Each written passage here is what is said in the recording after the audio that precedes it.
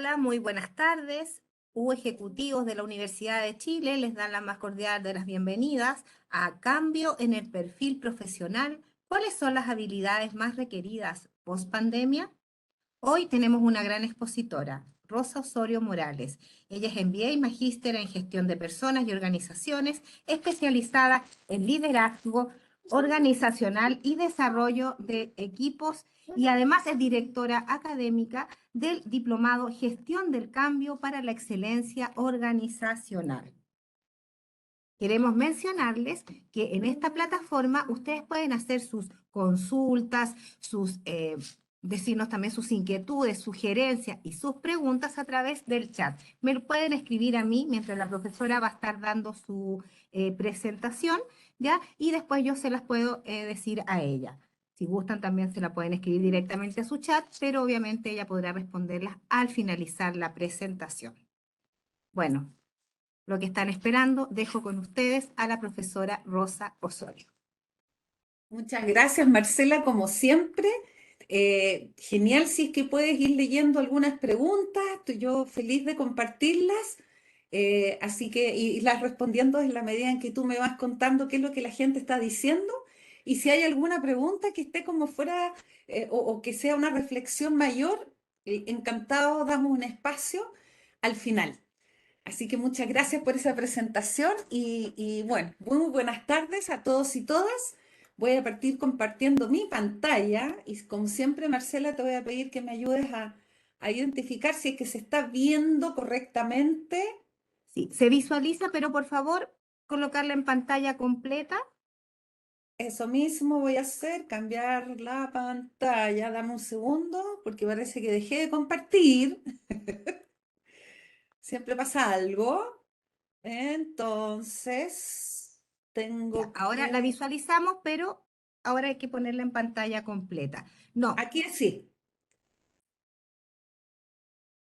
Ahí sí, muy bien. ahora se ve Entonces, perfecta, ahora está en pantalla completa. Gracias. perfecto, gracias Marcela. Entonces, bueno, vamos a hablar de este interesante tema, un tema que estaba, a mí en lo particular me ha apasionado bastante, he estado haciendo mucho seguimiento, imagínense. Dirijo un diplomado en gestión del cambio para la excelencia organizacional, así que por cierto que estos son temas tremendamente relevantes. De hecho, la gestión del cambio pasó a ser una de las grandes tendencias desde el inicio de la pandemia en lo que es gestión de personas. Así que vamos a hablar un poco de estos cambios en los perfiles profesionales, pero también vamos a hablar de estas habilidades. Vamos a terminar hablando de las habilidades más requeridas posterior a la pandemia, pero no podemos hablar de eso sin antes hablar un poquito del contexto, porque es el contexto, de alguna u otra manera, además de algunos cambios generacionales, la fuerza laboral, la que nos está, o lo que nos está empujando a un cambio en los perfiles profesionales. Así que vayamos directo al tema. ¿Cuál es el contexto? Fíjense que por ahí, esto ya seguro, varios lo han escuchado, por ahí por los años 80 apareció un señor que se llamaba Sigmund Bauman.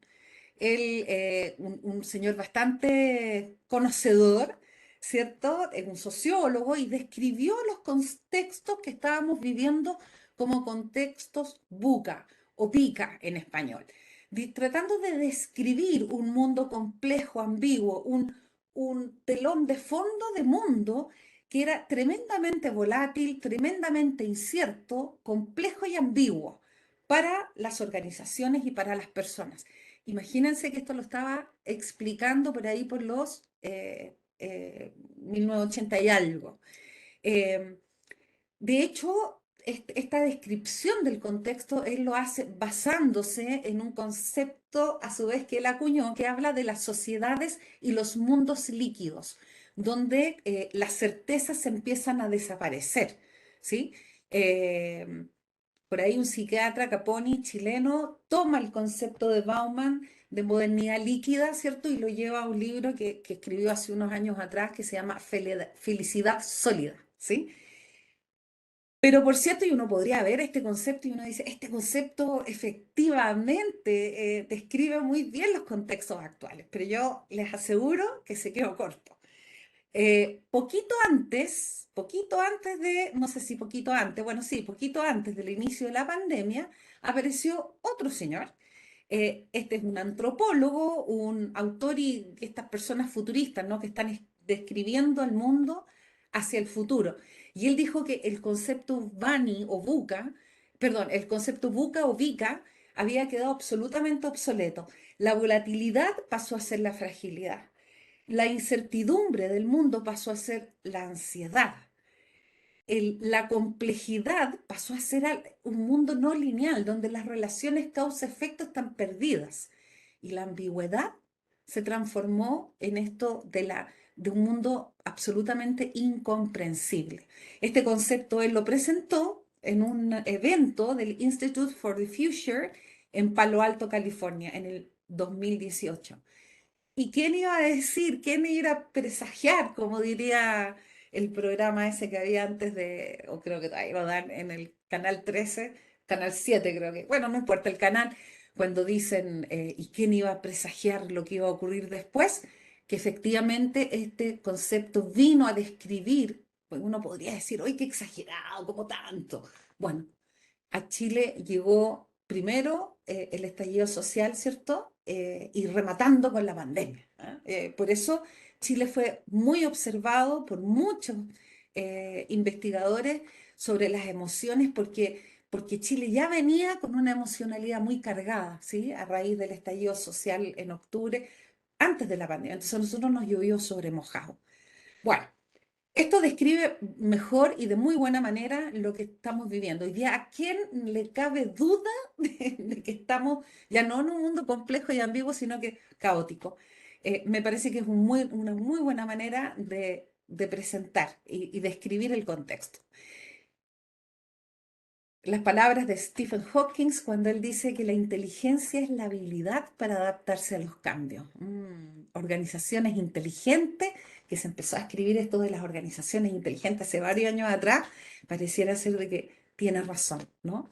Así que bueno, esto es un poco lo que está ocurriendo a nivel de contexto, pero no nos olvidemos también que estamos inmersos en la cuarta revolución industrial, donde la integración, bueno, esta básicamente se describe como la integración de tecnologías físicas y digitales. Si pudiera resumir, ¿cierto? Realidad aumentada, ¿cierto? Los 3D, las impresoras 3D, las simulaciones, el Internet de las cosas, el cloud computing, esta realidad aumentada, ¿no? Toda esta importancia en la ciberseguridad, estos robots, estos chatbots, la automatización del trabajo, Big Data, todos estos elementos, ¿cierto? Que son tan importantes. Pero fíjense lo que dijo McKinsey, McKinsey Global Institute, en uno de sus artículos, dijo que aproximadamente el 50% de las actividades laborales de la actualidad pueden ser técnicamente automatizadas y por cada 10 puestos laborales, 6 tienen el potencial de ser automatizados en un 30%. Estos son los impactos que está teniendo este mundo Bani, ubica, si usted lo conoce mejor, y la aparición de esta cuarta revolución industrial. ¿Cuáles fueron los principales impactos? Bueno, una sobreexigencia emocional y desafíos adaptativos nunca antevistos. Yo le voy a mostrar alguna data al respecto. También un impacto muy fuerte en el bienestar y en el engagement. Esto medido, estudiado, ¿cierto? Cuando hablamos de engagement estamos hablando del compromiso tanto emocional como racional de los trabajadores con sus puestos de trabajo, ¿sí? Podemos decir también que cambiaron las prioridades para los trabajadores, para las y trabajadoras, trabajadores y trabajadoras, pero también están cambiando las prioridades para las organizaciones. El tema del bienestar está cada vez puesto más arriba de la mesa. Si usted me pregunta a mí, en mi experiencia consultora, las últimas consultorías de este último tiempo han sido precisamente ayudar a líderes y a equipos de trabajo a adaptarse a los nuevos contextos y sobre todo aprender a lidiar con una sobreexigencia emocional que, por cierto, no habíamos tenido antes. O sea, habíamos tenido, pero no a los niveles que hemos tenido acá en Chile. La tecnología y la digitalización como imprescindibles, que duda cabe, ¿cierto?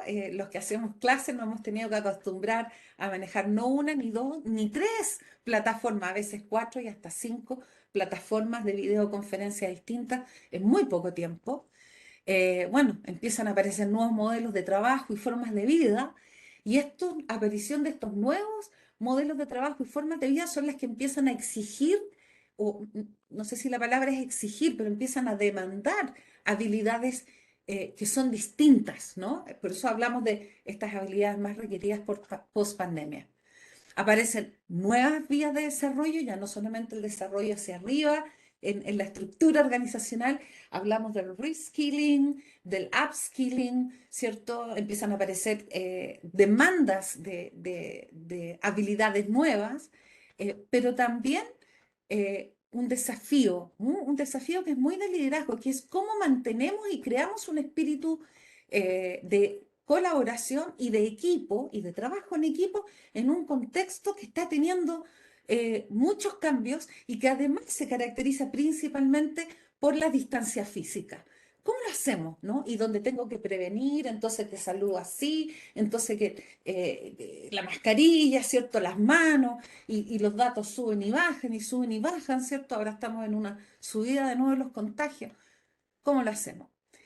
Y cambia el perfil de competencias de los trabajadores y trabajadoras más requeridos.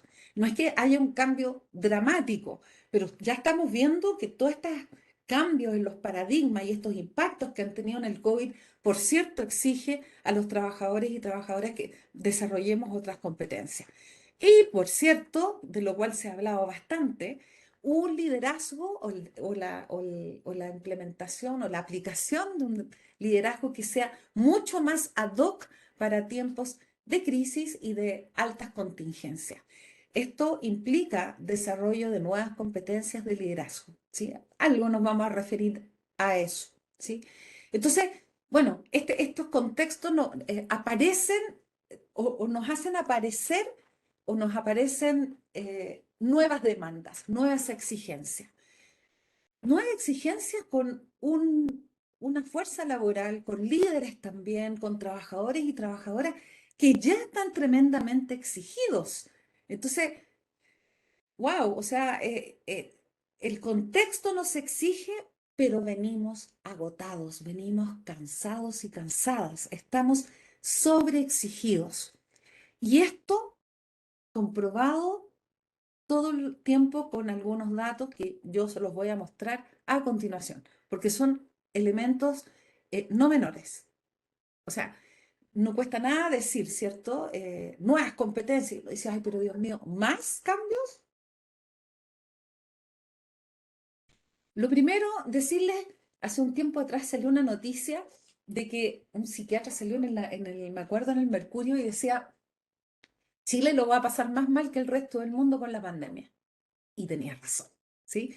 Porque Chile ya venía con indicadores muy bajos en términos de bienestar, ¿no? El chileno y la chilena en el trabajo no lo estábamos pasando muy bien. Este estilo de liderazgo muy vertical, muy estilo, por ahí tengo un colega que habla del estilo encomendero, un estilo muy eh, aquí se le paga para que usted venga a trabajar y los problemas de la casa déjemelos en la casa. Bueno, veamos qué nos dice la encuesta Gallup, la encuesta global de emociones. Todo esto, la mayoría de esta información que le vengo trayendo y que le voy a compartir a partir de ahora, son estudios que vienen saliendo recién del horno, ¿sí?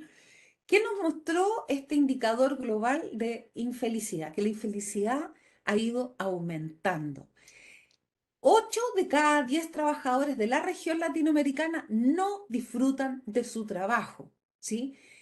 Antes se había dicho que había una falta de compromiso, ¿cierto?, con la empresa y que se atribuía a factores económicos, sociales y personales. Pero en ese informe anterior decía que el 70% de la inconformidad o de la incapacidad de disfrutar tenía que ver con el líder o la lideresa del equipo. Señores y señoritas, señoras, aquellos que tienen roles de liderazgo, observen esto porque esto es algo que no es menor. Entonces empieza a aparecer también al mismo tiempo, conforme vamos superando las etapas de la pandemia, pero empieza a aparecer, sigue apareciendo una emocionalidad que no es muy propositiva en términos del bienestar, ¿sí? En términos de propender al bienestar y el equilibrio emocional, y esto tiene que ver con la soledad.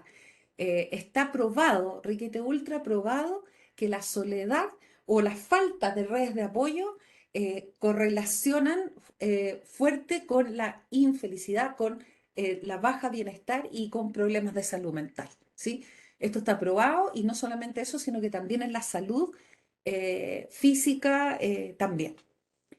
Así que desde el punto de vista de los años, el 2021 desplazó al 2020 como el año más estresante de los últimos tiempos. Fíjense que el 2001 fue más estresante que incluso cuando partió la pandemia, ¿sí? Esto es sumamente importante porque tiene indicadores y tiene impactos directos en las habilidades que tenemos que desarrollar, ¿cierto? Nos está dando un poco también de pistas, donde el tema de la autogestión emocional pasa a ser un tema no menor. Y aquí quiero hacer un pequeño contrapunto, porque por ahí de repente en las redes sociales, yo soy bastante activa en las redes, siempre estoy viendo un poco lo que se está hablando, y por ahí vi una discusión de altos ejecutivos que comentaban acerca de eh, esto de la felicidad, ¿no? Nos tiene a todos como presos en la moda de la felicidad, ¿ah? Y el bienestar y que hay que pasarlo bien. A ver, pero eso está, de partida no es una moda, es una tendencia, como se los voy a demostrar acá. Y en Chile particularmente, que hace 2 años, o más bien desde que se inició la pandemia, al año siguiente, un estudio Ipsos demostró que Chile, después de Turquía, era el segundo país del mundo que estaba pasándolo más mal con la pandemia. Entonces, ya los indicadores no cabe duda, ¿no? No existe duda. Esto no es una moda, esto no es eh, no es baladí, no es algo menor para las organizaciones que se estén preocupando de estos temas. Y si no, vamos a tener realmente problemas de fuga de talento como ya está existiendo. Pues avancemos. Cuando miramos los indicadores, porque claro, uno puede ser Gallup, ¿cierto? La encuesta Gallup compara México, Argentina y un par de países nomás de Latinoamérica, entonces quizás por eso. Pero veamos qué salió en el termómetro de salud mental en Chile ahora en junio del 2022. Coincidencia, ¿cierto? La sensación de soledad se mantiene y la depresión está aumentando incluso después de la pandemia, ¿sí? Aquí tenemos algunos datos, algunas rondas, como por ejemplo, bueno, este observatorio que tiene la Universidad Católica con la Asociación Chilena de Seguridad, la ACH, miden, ¿cierto? Con instrumentos clínicos, no es una encuesta de la vanidad, ¿es cierto? O de tres preguntas y la triada. o tri- bueno, estas que son como tres preguntas, ¿no? En los instrumentos que miden soledad, fíjense, las mujeres lo están pasando más mal, población en general, desde noviembre del 2020 se está manteniendo, pero si es que uno quisiera mostrar los gráficos desde que se partió el observatorio, podríamos observar que los indicadores estaban altos. La mujer tuvo una pequeña recuperación en agosto del año pasado, pero hoy día estamos experimentando las mujeres indicadores de soledad más altos que incluso hace unos tiempos atrás. Síntomas de depresión medidos, si uno mira este gráfico que está acá abajo, ¿cierto? Desde que aquí está noviembre del 2020 a mayo del 2022, o sea, ya tenemos más de un año, casi 2 años, y fíjense, de 16,6 las mujeres a 22,4%. Y así, población general, para que no veamos hombres y mujeres, 12,8, hoy día estamos en 16,4, quienes lo están pasando peor somos las mujeres, ¿sí? Y ahí hay mucho, mucho, mucho que observar,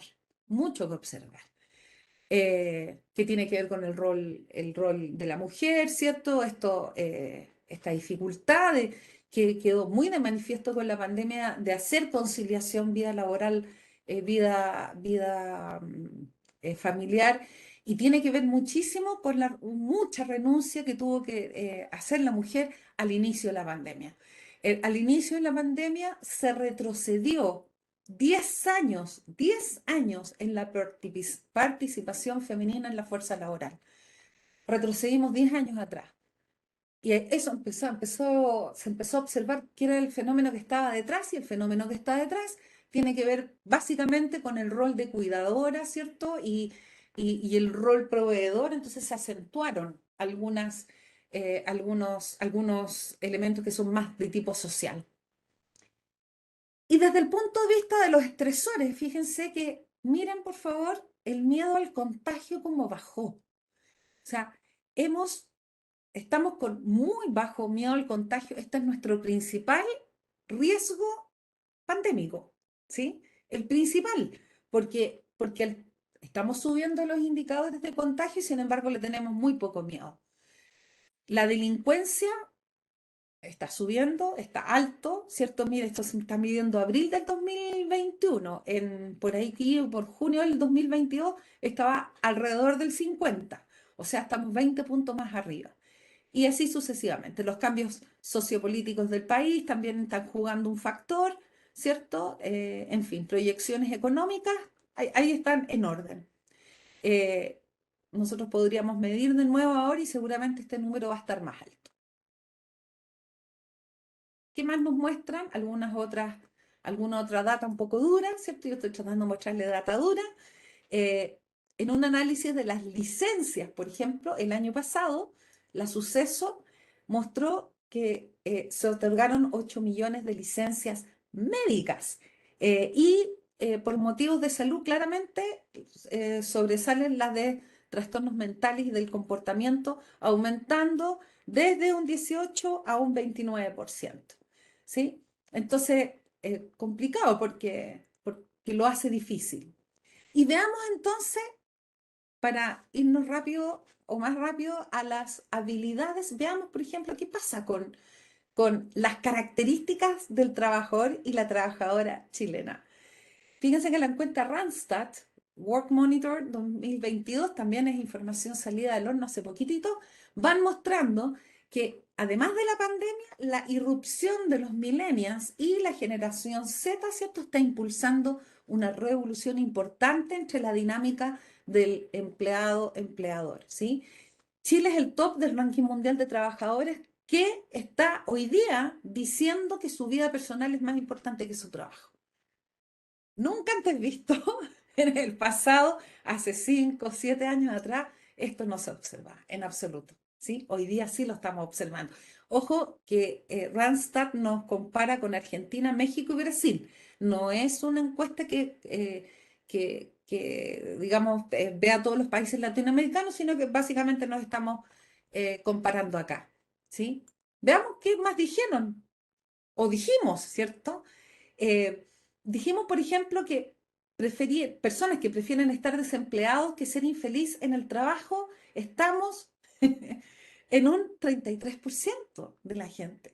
Está diciendo que prefieren no trabajar que estar pasándolo mal. Esto es fuerte, ¿sí? Eh, y nos empieza a comparar un poquitito con cómo en el resto del mundo, y sobre todo cuando nos comparamos con los países europeos. A nosotros que nos encanta compararnos con los países de la OCDE, ¿cierto? Y wow. Entonces uno empieza a decir, uy, pareciera ser que el clima organizacional, el clima laboral pasaron a ser importantes, ¿sí? Entonces, ojo que nosotros estamos 3 puntos sobre los otros países de la región. ¿Qué más? Privilegio de la flexibilidad laboral, ¿sí? Y no solamente, fíjense que es un 41%. O sea, esto es un camino sin regreso, ¿sí? Y no solamente estamos siendo mucho más exigentes o inflexibles frente a la flexibilidad, exigentes frente a la flexibilidad, eh, esto es sumamente importante porque yo puedo entrar a trabajar, pero quedarme trabajando, si no me ofrece flexibilidad, renuncio rápido, ¿sí? Ese es un poco lo que se está mostrando, ¿sí? Bueno, ya dijimos esto de... bueno, muy importante, si tú tuvieras que invertir tu tiempo libre? ¿En qué lo vas a invertir? ¿Cómo lo vas a hacer? Pasar tiempo con mi familia. Un 60 y, no alcanzo a ver el número, un 68% por sobre todo lo demás, hoy día quiere pasar con su familia. E insisto que estos son cambios muy drásticos en la mirada del chileno y la chilena. También, qué tan importante es balancear la vida laboral con la vida personal. Top ranking mundial, porque el 63% de la respuesta es sí, me interesa, ¿sí? Y dicen que el 65% que no aceptaría un trabajo que afectara negativamente el balance. Estamos mostrando distintas preguntas que apuntan a lo mismo. También les quiero esto de conciliar la vida laboral y familiar, ¿sí? Si bien es cierto, es una demanda de todos los trabajadores, tenemos esta otra encuesta, ¿cierto? Que nos está mostrando dónde estamos ubicados comparado con otros países de la OCDE, dónde estamos desde el punto de vista que decimos qué tan importante es poder balancear. Em, en fin. Los datos son bastante contundentes en este sentido. ¿La calidad del ambiente y clima laboral puede ser un factor decisivo de ausentismo y de renuncia? Por cierto que sí. Fíjense que el 53% de los entrevistados y las entrevistadas dijeron de que iban a renunciar, que más, que renunciaron a un trabajo porque el ambiente no era agradable. Así que piensen ustedes, ¿sí? Es uno de los rankings más altos. Pareciera ser como que uno empieza a decir, por detrás como que se escucha. Parece que estuvimos harto tiempo en algunos ambientes bien tóxicos laborales, ¿no? Eso es lo que uno como que empieza a intuir, ¿no? O puedes extrapolar. No es que esté dicho acá, pero tú puedes hacer esa extrapolación. Entonces, son temas complejos porque fíjense que si estamos diciendo que la flexibilidad laboral es tremendamente importante y que el ambiente laboral también es muy importante, pero sobre todo la flexibilidad, eh, eso tiene la contracara, ¿cierto? Un cara y sello. La cara es, quiero poder conciliar mi vida personal con la laboral, ¿cierto? Quiero trabajar desde casa lo más que pueda, quiero que me den flexibilidad horaria, pero eso, su otro lado, empiezan a aparecer también habilidades de autogestión y de saber gestionar tu propio tiempo. Porque si vamos a pasar verdaderamente, y no solamente de boca, ¿cierto? Sino que desde la praxis, a decir eh, que quiero flexibilidad, entonces voy a tener que ser una persona que se organice mejor, que va a tener que de verdad trabajar por cumplimiento de objetivos. Es decir, si me comprometí para mañana a las 9, aunque el niño le dio fiebre, voy a inventar cualquier cosa. Dado que es flexible, yo no puedo aparecer al otro día a las 9 diciendo de que no llegué porque tuve un problema personal y eso se repita, ¿no? Entonces, implica de que voy a tener que adelantarme, implica que voy a tener que ser mucho más proactivo o proactiva para el cumplimiento de mis metas, implica que no tengo que contar con estar a última hora sacando el informe y llegar a la oficina a las 8 porque a las 9 lo tengo que presentar. Significa de que voy a tener que ser mejor gestión de mi propio tiempo o de mí misma o mí mismo dentro del tiempo que, dicho sea de paso, es el mismo para todo el mundo. ¿Sí? Así que eso de gestionar el tiempo, la verdad es que no existe. Es cómo me gestiono yo dentro del tiempo que tengo disponible. Eh, ¿Qué más? Vámonos a la habilidad. ¿Qué podemos entender como habilidad? ¿Sí? Para entrar al tema de las habilidades. ¿Qué podemos entender o qué entendemos con habilidad? Como la capacidad para desempeñar, esto según la RAE, de manera correcta y con facilidad, no con sacrificio. O sea, la habilidad se supone que es algo que tú ya lo haces de manera correcta, pero ya es con cierta soltura, con facilidad, una tarea, una actividad que puede ser física, mental y o social. ¿sí? Física, mental o social. Y vale la pena aquí recordar esta distinción que a mí en lo particular no me gusta mucho. No me gusta mucho esta distinción de habilidades blandas y habilidades duras. Los que alguna vez me han escuchado por ahí, siempre alego con esto, ¿no? ¿Y por qué? Porque fíjense que las habilidades blandas, que suena como a blandito, ¿no? Las habilidades blandas son las más duras y las habilidades duras son las más blandas. Las habilidades blandas, ¿cierto? Son las más difíciles de formar, son las más difíciles de desarrollar, son las más complejas de poner en práctica. Y sin embargo, el 75% del éxito laboral depende del desarrollo de este tipo de destreza. Esto no lo dice Rosa Osorio, lo dice el Instituto de Investigación de Stanford y la Fundación Carnegie Mellon. Hay algunas otras, como el Instituto Internacional del Estudio de la Inteligencia Emocional, que habla del 73%, pero 73, 75, vaya, o sea, estamos hablando más o menos de lo mismo, ¿sí? Habilidades blandas, ¿cierto? Son aquellos hábitos personales, hábitos, son difíciles de adquirir, o rasgos de la persona, ¿cierto? Que dan forma, eh, que dan esta forma de trabajar, ¿cierto? Ahí tienen algunos ejemplos, ¿sí? De lo que podemos decir cuáles son las habilidades blandas. Malamente se atribuyen las habilidades blandas como cosas del corazón. Y las habilidades duras, que siempre se relaciona con cosas más intelectuales, que no estoy de acuerdo, pero bueno, tiene que ver con estos conocimientos técnicos que básicamente se adquieren a través de la experiencia que incluye la educación y la carrera, ¿no? Entonces, manejar idioma, el marketing digital, ¿cierto? El análisis estadístico, el data mining, qué sé yo, todo eso son ejemplos, ¿cierto? De habilidades duras. Las habilidades duras basta con que yo me capacite y las desarrollo y ya. Eh, si quiero desarrollar el liderazgo, no basta con que vaya y haga un curso de 20 horas y voy a salir hecho un líder. Si me falta empatía, no voy a hacer un curso de empatía, ¿cierto? Y después de un curso de 40 horas salgo una persona sumamente empática, ¿no? Con un curso yo no mejoro mi credibilidad.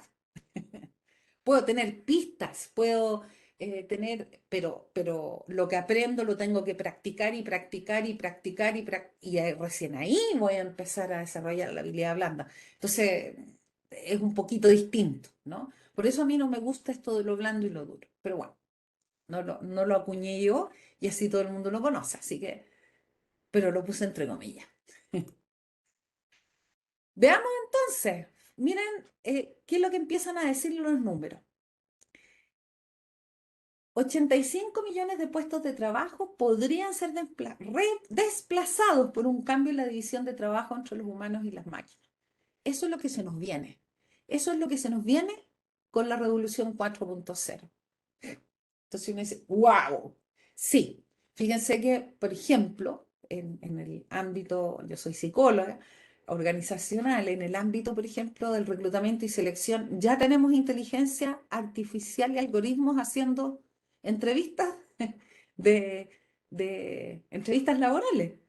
Y quién sabe si es que capaz que lo terminan haciendo mucho mejor, capaz, no sabemos. ¿Ah? Ahí podríamos discutirlo con los colegas y las colegas, pero por ahí hay algunas cosas que pareciera ser que la inteligencia artificial va a poder hacerla, no quizás ahora, pero luego, ¿sí?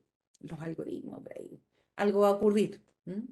Y también, otro dato interesante esto, es de que podría llegar a surgir aún la buena noticia, ¿cierto? Es que podrían surgir 97 millones de nuevos empleos que se adapten mejor para que no nos asustemos tampoco, ¿sí? No es tan terrible, ¿sí? Pero esta mayor adopción de las tecnologías va a implicar un cambio en las habilidades de demanda.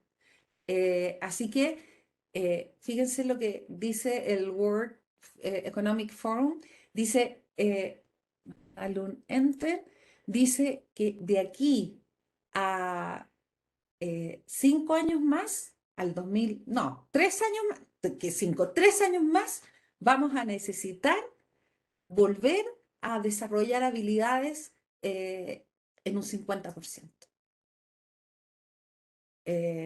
O sea, el conocimiento hoy día está disponible, está en todas partes, pero estamos inundados de fake conocimientos, fake news, y vamos a tener que volver a capacitarnos. Por eso, o sea, aquí nosotros por lo menos en la FEN estamos, y en un ejecutivo estamos muy fuertes con esto de las habilidades, desarrollando diplomados 100% digitales, eh, porque sabemos que esto es lo que viene, sabemos que esto es lo que se necesita, ¿no? Voy a tener que reciclarme.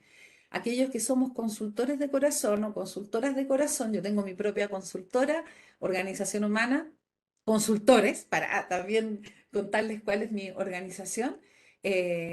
También hacemos clases, también hacemos academia, ¿no? Y es muy importante hacerlo, porque estamos necesitando, nosotros ya sabemos este porcentaje. Así que, nada, las brechas, lo que se viene y lo que se dice, ahí abajito está la fuente para quien quiera bajar el reporte. En los próximos 5 años las brechas de habilidades van a seguir siendo tan altas como ahora. Es decir, no porque yo me capacite, no va a haber un cambio en el contexto y no va a requerir que tenga que seguir desarrollando habilidades. ¿Qué más nos dice? Bueno, veamos qué nos dice el Future World of Jobs Report del 2020. Ya había una comparación entre las habilidades más requeridas en el 2015. Bueno, esto es una... eh, siempre se están haciendo estos estudios, ¿no?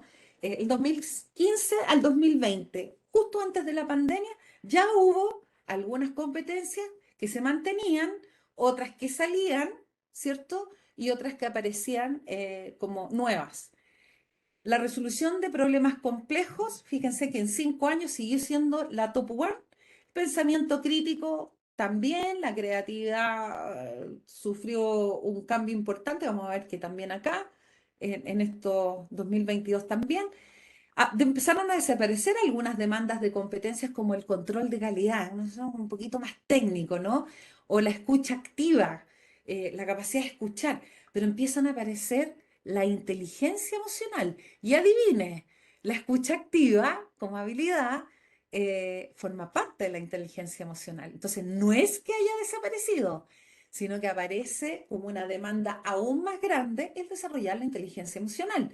Lo mismo la flexibilidad cognitiva. Aparecen, estas son las dos habilidades que aparecen, que no estaban antes en el radar de este levantamiento que hace este organismo.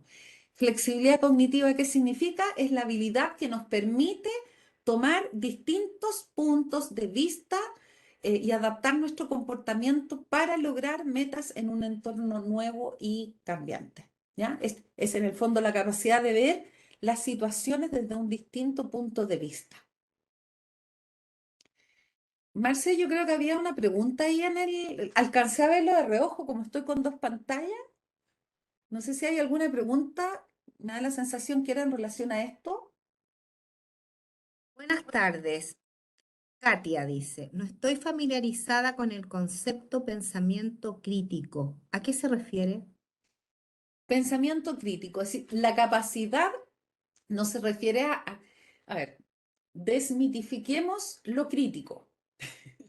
Hay dos concepciones cuando uno habla de lo crítico, como la crítica, ¿ah? Como te voy a criticar, y siempre le damos una connotación negativa, y la otra mirada de lo crítico, ¿cierto? Tiene que ver con esto de que hay crítica constructiva y crítica destructiva, que eso no, por ahí algunos dicen que esa distinción no es tal, ¿ah? Que la crítica es la crítica nomás. El pensamiento crítico está bastante asociado con la flexibilidad cognitiva. ¿En qué sentido? Es tener un pensamiento que sea capaz de verle los distintos puntos de vista, de no aceptar lo que nos llega sin pasarlo, lo voy a decir bien en chileno, sin pasarlo por la prueba de la blancura. Tener la capacidad de aplicar discernimiento cognitivo, de distinguir, ¿sí? Discernir. O sea, la palabra crítico está muy alineado o muy emparejado con el concepto de capacidad de discernir. Es decir, y se dice que ahora va a ser aún más, y el pensamiento crítico está adquiriendo mucha fuerza, pero ya estaba en el 2015 por la abundante cantidad de información que nos entregan las redes sociales. Si no tengo la capacidad de distinguir lo que es fidedigno de lo que no lo es, de si recibo una información, contrastarla con la realidad, armarme mi propia opinión y generar una posición respecto a lo que estoy escuchando, lo que estoy diciendo o lo que me están diciendo. Eso es pensamiento crítico en ese sentido. De nada, Katia. Mira, ahí vi el mensaje, que está en la otra pantalla. Eh, Avancemos. Pero ¿qué es lo que decimos del 2025? Porque dijimos post pandemia. Bueno, el mismo Foro Económico Mundial, esto ya no está en español, todavía no está traducido, pero existen, ellos clasifican, ¿cierto?, los tipos de herramientas o de habilidades, más bien, como resolución de problemas, problem solving, automanejo, self-management, working with people, ¿cierto? Trabajo con las personas y technology use and development. Clasifican en 4 estilos, ¿no? Entonces, dentro de problem solving estaría el pensamiento analítico y la innovación, que es es muy parecido al pensamiento crítico, ¿sí? También dentro de la resolución de problemas sería resolución de problemas complejos, pensamiento crítico y análisis, fíjense, está súper cargado para ese lado, y creatividad, originalidad e iniciativa o proactividad. También razonamiento, resolución de problemas e ideación, o capacidad de crear ideas, pensamientos, ¿cierto? En self-management, en el autogestión, la escucha activa, perdón, la escucha activa, el active learning, que es el aprendizaje activo, que tiene que ver con mi iniciativa para aprender, ¿cierto? Y de ser no un receptor en los aprendizajes, no un mero receptor, no estar ahí, sino que la capacidad que tengas de interactuar con las instancias que te están entregando conocimiento o que te están permitiendo aprender. Y estrategias de aprendizaje desarrolladas por ti mismo. Esa es la primera que está ahí. Y la siguiente tiene que ver con resiliencia, vamos a retomar ese concepto al final, tolerancia al estrés y flexibilidad. Y aquí se empieza a cruzar todo, si se fijan. Esto ya son las habilidades post pandemia, ¿se fijan? La flexibilidad, la resiliencia y la tolerancia al estrés. Desde el punto de vista del trabajar con personas, liderazgo, ¿cierto? Y influencia social. Y desde el punto de vista de la tecnología, ¿cierto? Tiene que ver con usos de las tecnologías, monitoreo y control, que tiene que ver con desde la digitalización, bueno, lo que hablamos hace un rato atrás, y programación y diseño tecnológico, que son habilidades un poquito más duras, ¿ah? Esas particularmente. Esto es lo que viene saliendo recién del horno, a pesar de que aparece en el 2022, pero dice que es la proyección de las 10 habilidades más requeridas para el 2025. A mí me hace mucho sentido. Veamos una más, esto es de una consultora, ¿cierto? Bueno, solamente para saturar la información, hablan de liderazgo, inteligencia emocional, ¿cierto? Se repite. Visión estratégica, que tiene que ver con la capacidad de poder identificar el propósito, la visión, la misión de la organización, ¿cierto? Y de los procesos, etcétera. Creatividad e innovación, habilidades comunicacionales, motivación, yo diría también automotivación, tal vez se refiere más a eso.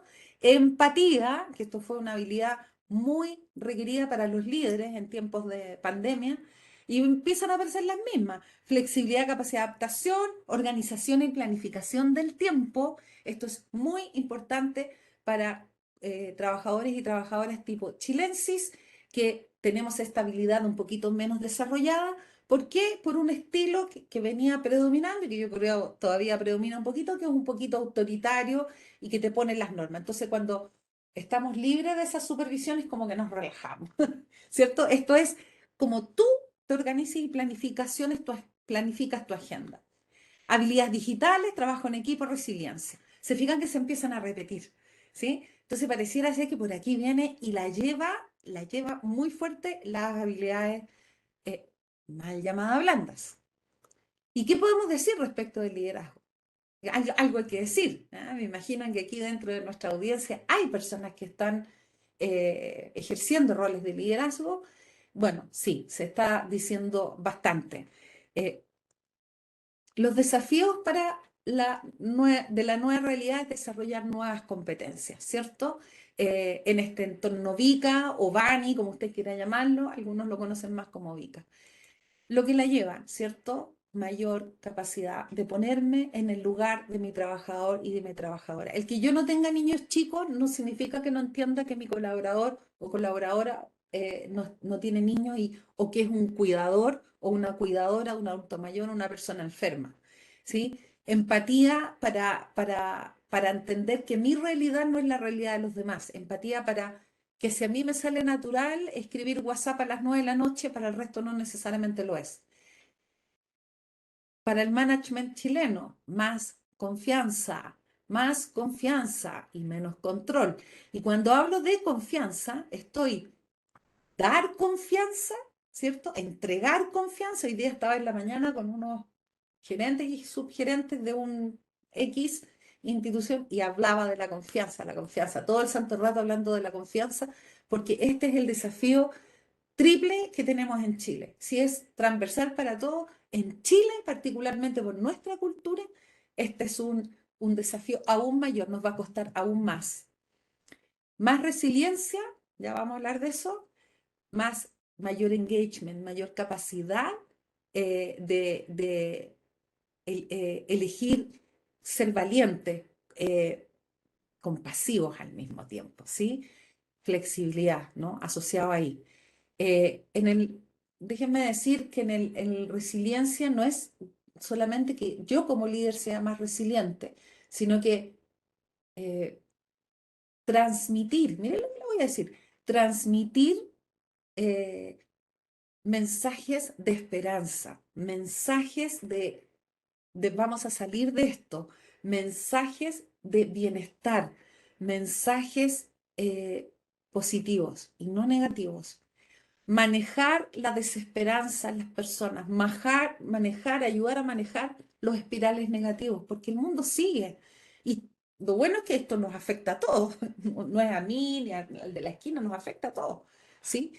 Y mucho foco en el bienestar.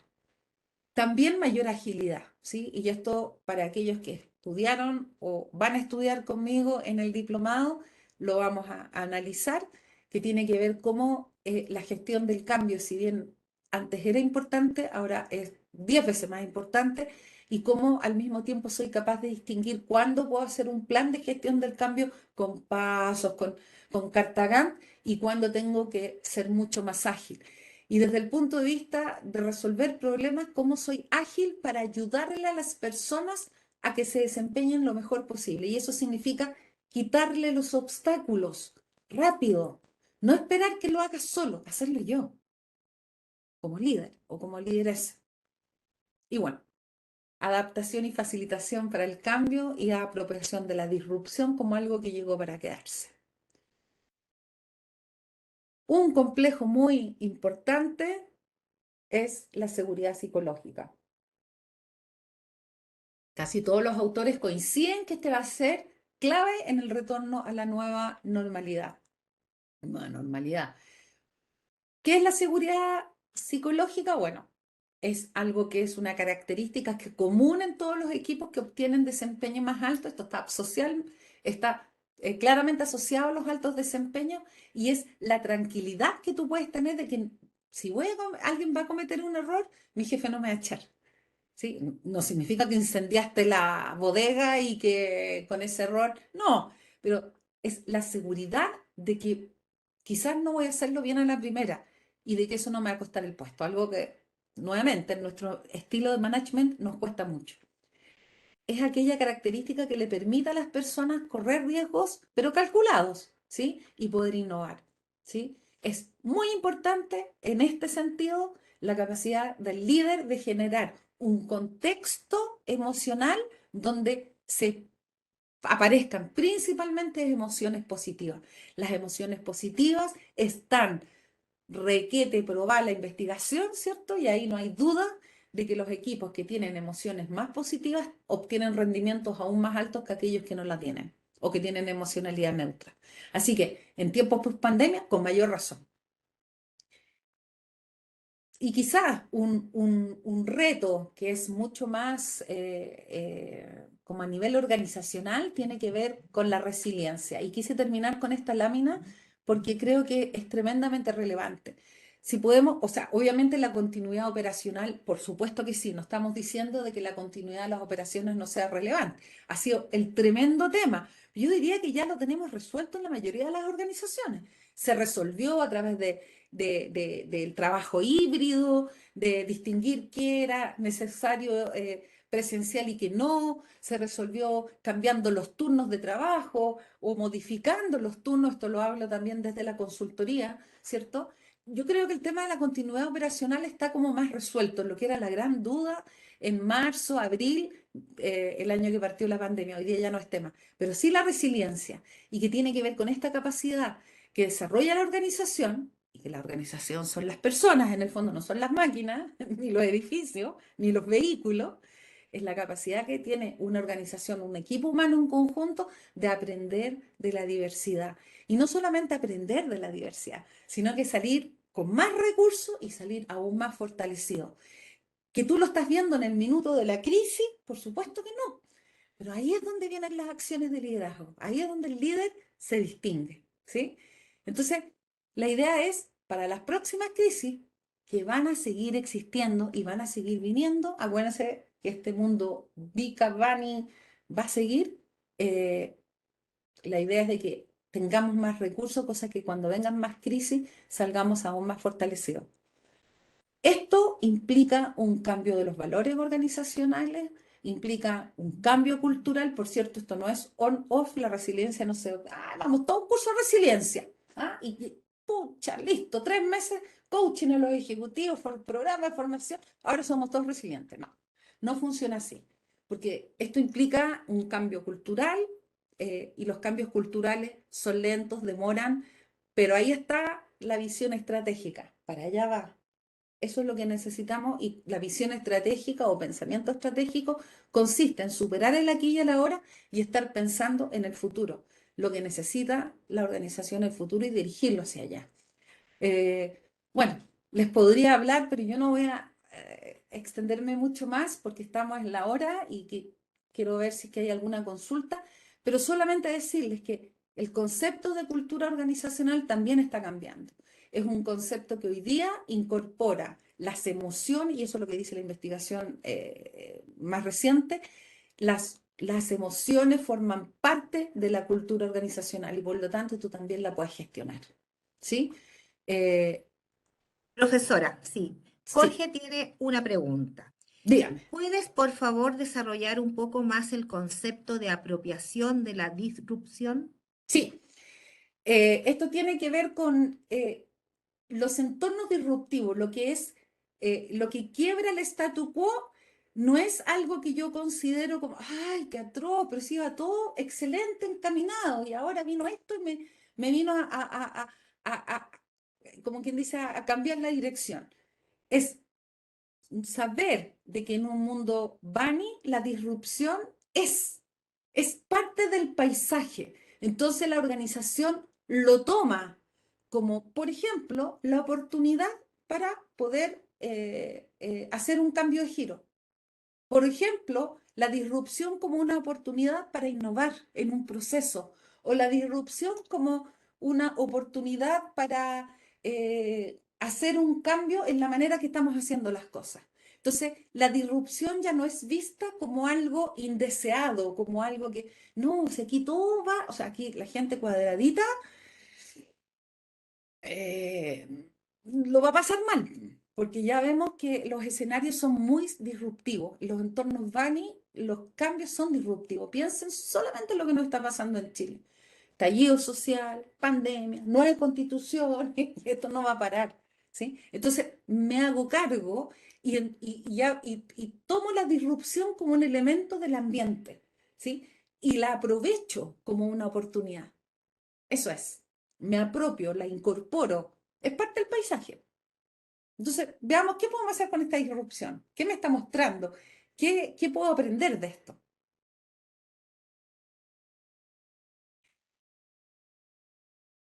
¿Alguna otra pregunta, Marce? Ahí vi un mensajito de Douglas. Saludos, Douglas, creo Sí, que te no, conozco. sí, es que Douglas dice mil gracias por esta excelente presentación, muy interesante y actual, pero me voy a otra reunión. Un abrazo, Ah, muy dice. bien, saludos. Bueno, y Jorge da las gracias por la respuesta a la pregunta. Perfecto. No, invitamos a los que están conectados a hacer alguna, si tienen alguna otra inquietud, Yo tanto de mientras la tanto, presentación de la profesora como también quizás alguno está interesado en saber algo acerca del diplomado. También pueden hacer la consulta o la pregunta por chat. ahí estoy mostrando, Marcela, nosotros les cuento a los que me están escuchando, cerramos una primera versión, estamos por cerrar, el próximo lunes termina la primera versión, tuvimos una versión muy bonita con gente de distintas disciplinas en el diplomado qué bueno, bienvenido Katia, te veo en el diplomado entonces. Y estamos abriendo la segunda versión que parte, creo que, no me acuerdo si el 28, ahí dice, el 23 de agosto. 23 de agosto, profesora. Estamos ahí con casi el 80% de la matrícula. Me estaban contando hace un Sí. ratito atrás que no tenía idea. Yo sabía que estábamos en el 40, así que estoy feliz. Pero básicamente eso es lo que yo les cuento muy rápidamente. Es un diplomado que tiene instancias sincrónicas, dos instancias sincrónicas, el resto es vía plataforma. Entonces tiene mucha flexibilidad, pero hay que cumplir con las tareas, eso también lo explico, porque de repente la flexibilidad se entiende mal. Eh, Estos son los 5 cursos. Cada curso dura 4 semanas. Curso primero es el proceso de desarrollo organizacional. Este curso lo que hace es introducirlos a ustedes en el tema, las grandes tendencias, ¿cierto? De modo tal de que puedan estar muy enchufados. El segundo curso es el que dicto yo, gestión del cambio en las organizaciones, donde ahondamos en temas de gestión y herramientas de gestión del cambio. El tercero es dinámica y alineamiento de equipos, que es entregarles herramientas para poder alinear los equipos para el cambio. El cuarto curso es liderazgo de personas y organizaciones, que está muy enfocado a entrega de herramientas. Ahí como que teoría no hay, porque lo conceptual más como que se ve en el curso 3. Cuarto es herramienta, herramienta, herramienta para aplicar. Y el último curso, evaluación de la efectividad en la implementación de proyectos, que ven indicadores y en un proyecto cuáles serían los indicadores tanto duros y blandos para los procesos duros y blandos. Así que ahí queda la información. Yo quiero igual agradecer la asistencia y las preguntas. Tengo otra Eh, pregunta, dígame, profesora. Sí, dígame. Ana María Ramos nos acaba de escribir. ¿Como organización podemos construir planes de transformación de los equipos? Como organización podemos, voy a subir el volumen. Sí, como organización podemos, yo me imagino que ella quiso escribir construir, porque le faltaron, pero me imagino que eso quiso escribir. Como organización, ¿podemos construir planes de transformación de los equipos? Por cierto que sí, claro que sí. O sea, una de las cosas que se aprende en el curso 2 es que y se aprende también en el curso 1, es que tú puedes hacer un análisis más individual o una intervención o un plan individual para cambios individuales, que no hace mucho sentido, pero a veces un coaching, ¿cierto? Puede ser. Haces grupales, que los equipos pueden ser un mismo equipo o varios equipos o algunos equipos dentro de una organización, y tú haces un plan de gestión del cambio o de transformación, dependiendo de lo que se requiera. La transformación alude a cambios más amplios y más profundos, y los otros son como cambios en general.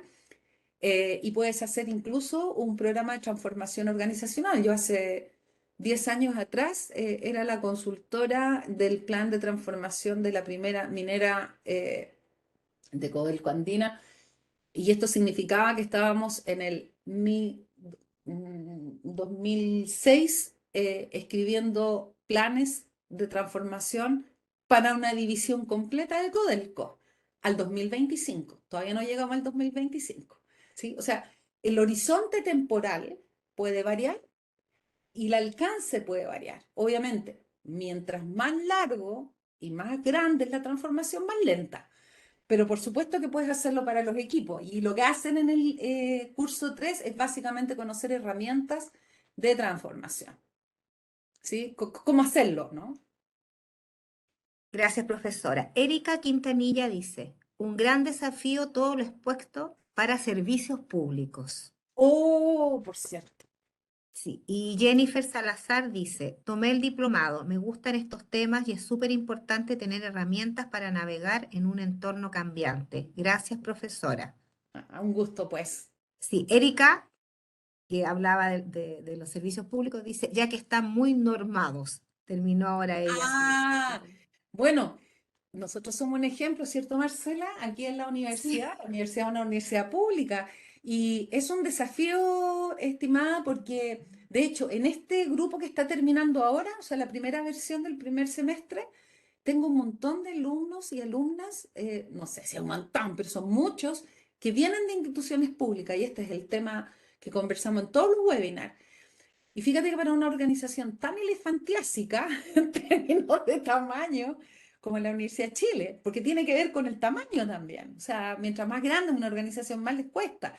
Y si es del mundo público, sin embargo, llegó la pandemia y de un de repente nos digitalizamos, no sé cómo, pero muchas veces son los cambios disruptivos del entorno, mi estimado, la que nos obligan a cambiar. Y eso es y hablo particularmente de las organizaciones públicas, ¿no? Entonces, es una oportunidad, hay que verlo como una oportunidad. René Pacheco dice, ¿cómo, a ver, que se me, ahí se me había ¿Se te el ocurrió? curso, Ya. cómo combatir las resistencias al cambio en los nuevos procesos organizacionales? Ya. Hay una semana entera que estamos en mi curso hablando del manejo de resistencia, así que le voy a dar un botón nomás, porque fíjense que el manejo de la resistencia, las estrategias de manejo de resistencia desde el 1900 y tanto, que hay un par de autores que es Cotter, que ustedes seguramente lo ubican, y Schlesinger también, ese es menos conocido, ellos describieron 6 estrategias de manejo de la resistencia. Y me va a creer que la Business Harvard Review republicó el artículo, pero como diríamos en Chile, enchulado. O sea, los autores tomaron yo lo estudié con papel romeo, ¿ah? Por eso le digo todo, así, lo escribieron hace mucho tiempo y ellos vuelven a publicar, vuelven a escribir y son las mismas 6 estrategias, con la única diferencia que ellos actualizan un poco los contextos y los ejemplos, ¿sí? Pero la primera y la más importante, creo yo, y esto ya es mi opinión, es la participación. Cuando tú permites algo que también en el management chileno, por Dios que nos cuesta, porque no nos gusta hacer participación, nos da miedo, a los líderes en general les da miedo, no, se van a subir por el chorro, no, y no pasa eso. La estrategia número uno es la participación. Cuando la gente se siente partícipe, eh, la resistencia es menor. Eso está probado, sí. Y bueno, y hay otras estrategias también, pero la que nunca no debiera faltar es la participación. Ahora bien, lo que acabo de decir aplica en el siguiente sentido. La dirección del cambio no es participativa, es de arriba hacia abajo, en la organización, es gerencial, es de la alta dirección. El cómo lo vamos a hacer, de qué manera lo vamos a hacer, cuáles son las mejores estrategias para hacerlo, eso tiene que ser con mucha participación, ¿sí? De abajo hacia arriba. Y ese es el arte. Bueno, Violeta Briones escribe, si la participación es lo más difícil. O sea, nos cuesta, por Dios que nos cuesta.